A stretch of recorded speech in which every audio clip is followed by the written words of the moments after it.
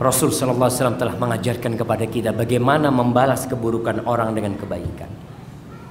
Ketika seorang lelaki masuk masjid kencing di Masjid Nabawi jamaah, yang sholat di sana 1000 kali dari sholat di Masjid Nurul Iman, kencing di pojokan masjid. Kira-kira kalau ada yang kencing di pojokan Masjid Nurul Iman nih, apa yang akan kita lakukan? Subhanallah. Sahabat ketika melihat peristiwa itu marah mereka, bahkan ingin memukul orang ini. Apa kata Rasulullah SAW? Da'u, biarkan dia. La tuzrimu, jangan kencingnya diputus. Jangan kencing diputus, bukan ketika dia kencing, kencing di luar, enggak. Malah suruh biarin sama Nabi sampai selesai, sampai habis kencingnya. Subhanallah. Setelah selesai kencing, dipanggil sama Rasulullah SAW. Rasul ngomong dengan baik-baik. Ini rumah Allah untuk zikir, untuk sholat. Nggak boleh di rumah Allah kencing kayak gitu itu. Tadi teman-temanku, kata Rasul kepada orang Badui ini, dia mau mengasih pelajaran sama engkau. Akhirnya karena kebaikan Rasul, orang ini mengatakan, asyhadu an la ilaha illallah wa asyhadu anna Muhammad Rasulullah. Tatkala dia mendapatkan berita kalau sahabat-sahabat tadi mau ngasih pelajaran sama dia, dia berdoa, Allahumma arhamni wa Muhammadan wa la tarham ma'ana ahadan. Ya Allah, berikan rahmatku kepadaku dan kepada Muhammad saja, yang lainnya nggak usah dikasih ya Allah. Subhanallah. Karena dia mau dikasih pelajaran sama sahabat-sahabat. Tapi itulah, kita membalas dengan kebaikan, orang akan balik jadi baik yang awalnya dia mungkin berbuat buruk. Sahabat yang niat nih datang kepada Rasul SAW, dia mengatakan, ya Rasulullah, idzan li bizina. Ya Rasulullah, izinkan aku berzina. Bayangkan, orang kalau kita ngomong nih setan nih, masa minta izin berzina, nggak tahu zina haram gitu. Dia tahu hukumnya haram, maka dari itu dia datang untuk meminta izin agar bisa berzina. Sama para sahabat mengatakan mah. Lalu Rasul SAW mengatakan, udnu, sini kau mendekat kepadaku. Kemudian Rasul pendekatan dari hati ke hati. Beliau mengatakan alaihi salatu wassalam, atardahu li ummi, apa kau mau ibumu dizinain? Ya enggak Rasul. Apa kau mau anakmu dizinain? Enggak. Adikmu kau mau dizinain? Enggak. Bibimu mau dizinain? Enggak. Orang juga nggak mau ibunya dizinain, anaknya dizinain. Karena kita berzina, kalau seorang berzina dengan siapa dia? Dengan anaknya macan? Enggak, sama anaknya manusia. Sebagaimana kita nggak suka ibu kita ada yang berzina dengan ibu kita, ada yang berzina dengan adik kita, sama bibi kita, sama anak kita, maka kita harus membenci berzina. Akhirnya Rasulullah SAW menepuk dada sahabat ini, Allahumma tahhir qalbahu wa hassin farjahu. Ya Allah, bersihkan hatinya dan jaga kemaluan dia. Subhanallah. Akhirnya sahabat ini mengatakan, tidak ada perbuatan yang lebih aku benci daripada zina.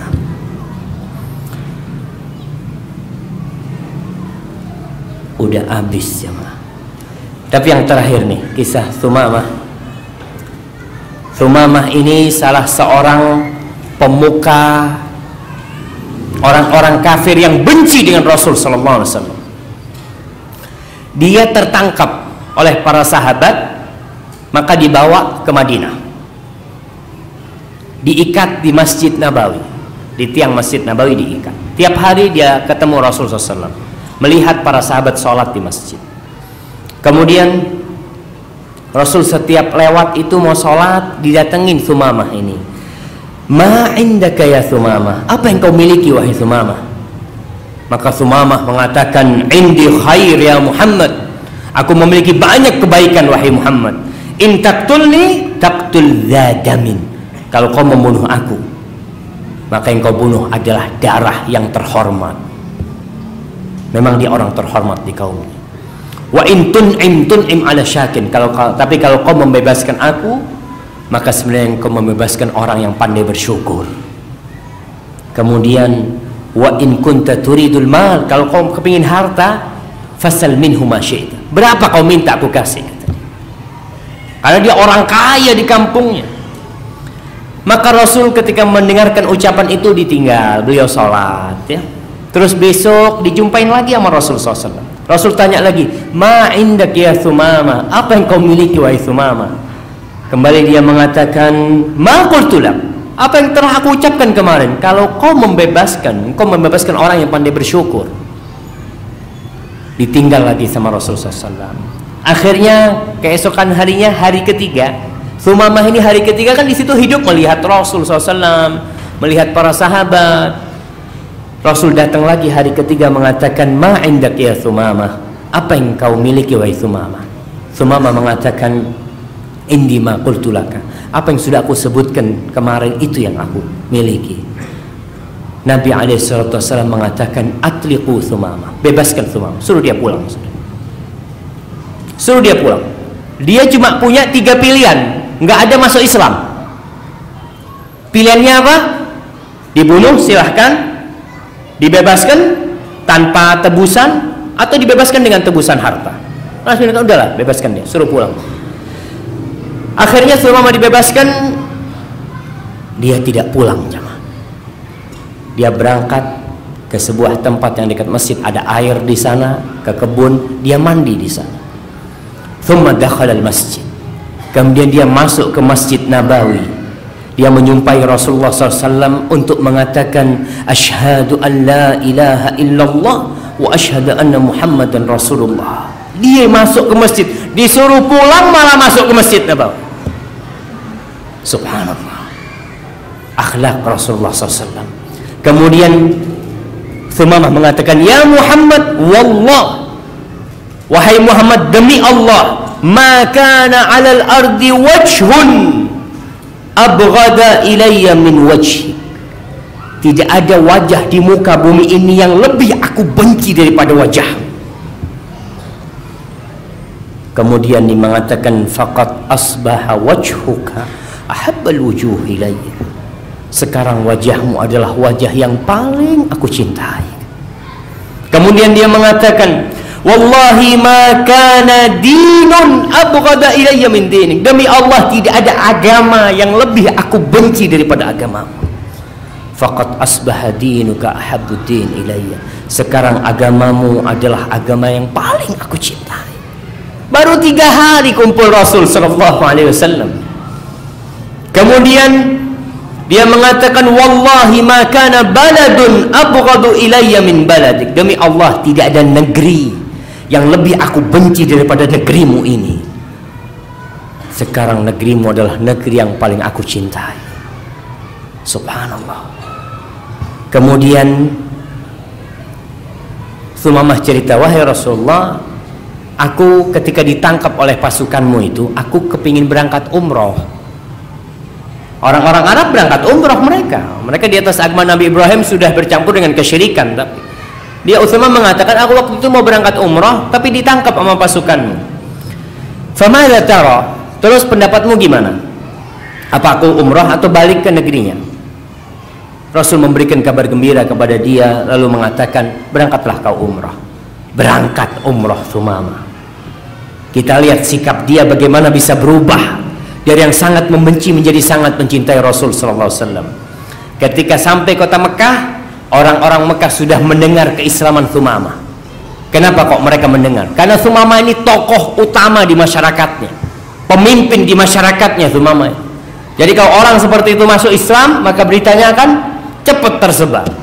Orang-orang kafir mengatakan kepada Thumamah, sabaud, kau murtad kau dari agama.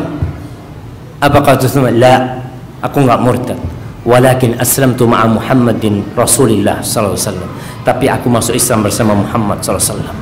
Lalu Thumamah ketika diancam sama orang-orang kafir, dia mengatakan, wala wallahi la ya'tikum minal yamama habbatu hintah. Demi Allah, tidak akan sampai ke Mekah ini satu butir gandum pun, hatta ya'dzana fiha Nabi sallallahu alaihi wasallam, sampai Nabi Muhammad memberikan izin untuk sampai hintah itu ke sini. Subhanallah. Dia memboikot penduduk Mekah, jemaah. Karena orang Mekah mau dapat gandum dari mana? dapatnya dari luar kota Mekah, dan penghasil gandum terkenal adalah Yamamah. Maka subhanallah, akhirnya Rasulullah SAW melihat Mekah kelaparan. Bayangkan, penduduk Mekah itu pernah memboikot Rasulullah SAW hampir 3 bulan, 3 tahun. Sampai sahabat itu makan daun-daunan. Ketika ada kesempatan untuk memboikot penduduk Mekah, Rasul tidak memboikot mereka sallallahu alaihi wasallam.